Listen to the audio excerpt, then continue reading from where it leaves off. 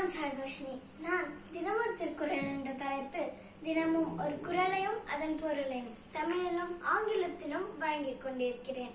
இது நமது 9ஆம் நாள் 9வது குறள். இக்குறள் பொருட்பால் ஆழ்வினை உடைமை அதிகாரத்தில் இருக்கிறது. குறள்: தெய்வத்தானாகாதெனினும் முயற்சி தன்மை வருத்த கூலி தரும். பொருள்: கடவுளே என்று கூவி அழைப்பதால் கிடைக்காத காரியம் கூட ஒருவன் முயற்சி செய்து உழைத்தால் அந்த உழைப்பிற்கேற்ற பலன் கிடைக்கும். Meaning in English: even if God cannot help in some tasks, but the effort that we put in will yield reward. மீண்டும் குறள்: தெய்வத்தானாகாதெனினும் முயற்சி தன்மை வருத்த கூலி தரும்.